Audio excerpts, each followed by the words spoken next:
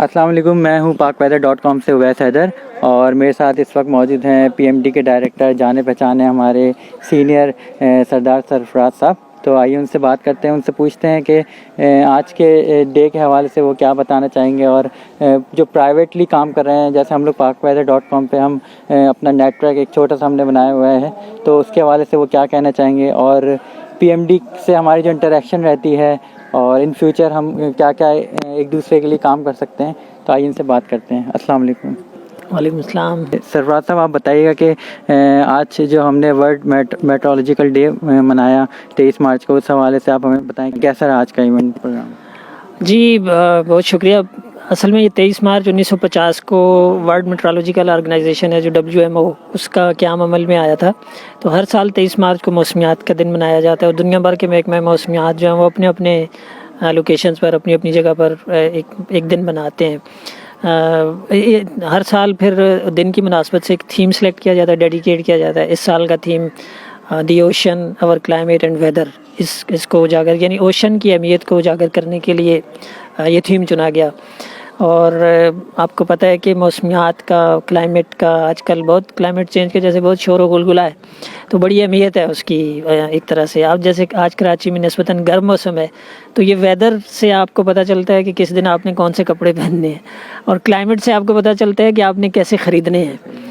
और फिर ज़ाहिर है कि एटमॉस्फेयर और सरफेस ऑब्जर्वेशन और उसके साथ साथ ओशन का अपना एक रोल है, क्योंकि पूरी दुनिया का आपको पता है कि 70% तो ओशन है। इस पानी पर मुश्तमिल है दुनिया का 70% हिस्सा, 30% सिर्फ खुश्की है।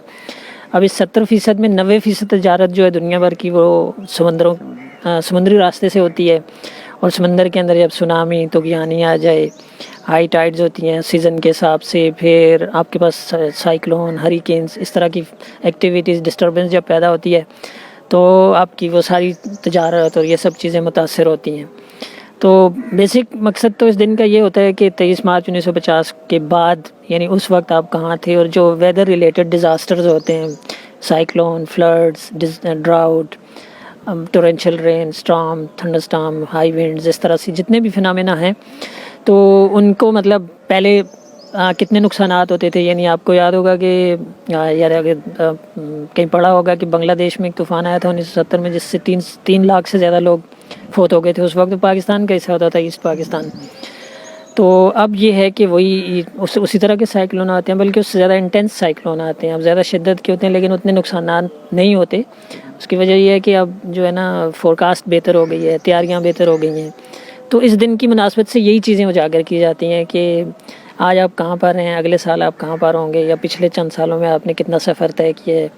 और आपकी इस जो वेदर और क्लाइमेट सर्विस है, इसने आवाम की बहबूद के लिए कितना काम किया है, नेचुरल डिज़ास्टर्स के नुकसानात, उससे होने वाले नुकसानात को कितना कम करने में मदद मिली है। जी अच्छा, जैसे प्राइवेटली लोग काम कर रहे हैं, वेबसाइट्स बनाई हुई हैं, जैसे हम लोग पाकवेदर.com हम लोग रन कर रहे हैं, अपना छोटा सा नेटवर्क बनाया हुआ है, तो आप इस हवाले से हमें क्या एडवाइस करेंगे और हम पीएमडी के साथ मिलके किस तरह एक दूसरे की हेल्प कर सकते हैं, इस हवाले से आप क्या कहेंगे? बहुत अच्छी बात है कि प्राइवेट सेक्टर में जैसे आप लोग हैं और भी लोग हैं, तो उन्होंने अपने पेजेस बनाए हुए हैं और उस पर काम करते हैं। उसकी ज़ाहिर है कि आप लोगों ने एक अपना नेटवर्क जो बनाया है, तो जो आपको पता है कि डाटा के हवाले से जितना आपके पास डेंस डाटा होगा, उतनी आपके पास ज़्यादा ऑब्जर्वेशंस होंगी, और उस हिसाब से फिर आपकी जो है फोरकास्ट या प्रिडिक्शन उतनी बेहतर हो सकती है जितनी आपके पास नंबर ऑफ़ ऑब्जर्वेशन ज़्यादा होंगी। तो आपको पता है कि पाकिस्तान पूरे में अगर हम बात करें 8 लाख मुरबा किलोमीटर से ज़्यादा का हमारा रकबा है, लेकिन हमारे पास ले दे कि 105 110 ऑब्जर्वेटरीज़ हैं, तो बहुत बड़े गैप्स हैं बीच में। तो अगर सोशल मीडिया वाले लोग, आप लोग जैसे उन गैप्स को फिल कर सकें तो बहुत अच्छी बात है ये, और जैसे आप करते हैं तो माशाल्लाह अच्छी बात है ये इंटरेक्शन हमारे साथ। जहाँ तक बात है इंटरेक्शन की, तो हम हाज़िर हैं, जो भी हमारी नॉलेज है, एक्सपर्टीज जो भी है, उसमें आपसे शेयर करने में। और आपके थ्रू, जैसे कराची इतना बड़ा शहर है, तो इसमें हमारे पास जो स्टैंडर्ड ऑब्जर्वेटरीज़ हैं वो सिर्फ 3 है, और बाकी जगहों में कुछ रेन गेजेस हमने इंस्टॉल किए हुए हैं 12-13 जगहों में, जहाँ से रेनफॉल का डाटा आता है। लेकिन कुछ जगह ऐसी हैं कि जो हमारे नेटवर्क से कवर नहीं हो रही होती। वो आप कोशिश करें कि ऐसी जगह कि जो हमारे नेटवर्क का हिस्सा नहीं है, वहाँ अगर आप करें तो वो फिर एक तरह से कवर हो जाती है जी। ठीक है। अच्छा, आइंदा आने वाले दिनों में कराची का मौसम आप कैसा देख रहे हैं? कोई हीट वेव का चांस है? बारिश का तो कोई इम्कान लग नहीं रहा, तो हमें क्या प्री मानसून या मानसून का वेट करना पड़ेगा? बिल्कुल, नॉर्मली जो यही होता है कि कराची में मानसून में ही बारिश होती है, जो अच्छी बारिश होती है। हाँ, कोई साइक्लोनिक एक्टिविटी समंदर में डिस्टरबेंस बन जाए तो उसके नतीजे में कभी कभी चांस होता है। वो भी जाके आपको पता है कि अरेबियन सी में साइक्लोन में ही वस्त मई के बाद चांसेस होते हैं बनने के। अभी मार्च के समझ लें कि वस्त के बाद कराची में मौसम निस्बतन गर्म होना शुरू हो जाता है, और ये जो ऊपर वेस्टर्न डिस्टर्बेंस गुजर रही है जिसने पाकिस्तान में अच्छा वेदर दिया है पूरे में, उसके नतीजे में उसके इन्फ्लुएंस में साउथ वेस्टर्ली विंड या सी ब्रीज चलती रही है पिछले दिनों से, तो मौसम ठीक रहा है, इतना गर्म नहीं रहा। लेकिन कल के बाद गर्मी बढ़ जाएगी। अगला पूरा हफ्ता से 10 दिन जो है वो निस्बतन गर्म, यानी 36 से 38 टेम्परेचर इस रेंज में कम अज़ कम रहेगा। तो हीट वेव का सच इस तरह से मतलब मौसम गर्म तो होगा एज़ कम्पेयर टू नॉर्मल, ज़ाहिर है कि हाई टेम्परेचर्स होंगे, लेकिन चूँकि ह्यूमिडिटी फैक्टर उतना ज़्यादा नहीं है जितना मई जून में होता है। आपको याद होगा मई जून में बहुत ज़्यादा ह्यूमिड वेदर होता है, और उसके नतीजे में हीट वेव अगर बने तो अकर हो तो बहुत सीवियर होती है विद हाई ह्यूमिडिटी। तो आजकल चूँकि ह्यूमिडिटी वाला फैक्टर उतना नहीं है, और ये जो आगे गर्मी आ रही है इसमें यही है कि ह्यूमिडिटी और थोड़ी कम होगी क्योंकि ये होगी ड्राई विंड्स की वजह से। तो लेकिन ये गर्म मौसम शुरू हो गया है कराची में। अच्छा, आप लोग जैसे आपने हमें बताया था कि आप लोग कुछ वेदर स्टेशंस कराची में लगाने जा रहे हैं, तो आप उसके हवाले से कुछ तफसील हमें बताएंगे?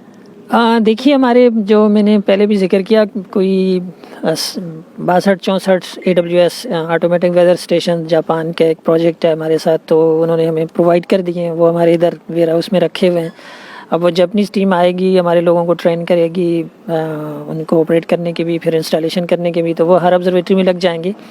उसके अलावा कुछ 2 और हमें चाइना मेट्रोलॉजिकल उससे मिले हैं ऑर्गेनाइजेशन से, तो उस वो कराची के मतलब जो 2 बड़ी कोस्टल पट्टी के साथ आप कह लें कि जो ईस्ट कोस्ट और वेस्ट कोस्ट, यहाँ से जैसे समंदर में कोई एक्टिविटी होती है तो वो फौरी तौर पे आपके पास उस जगह की ऑब्जर्वेशन नहीं होती।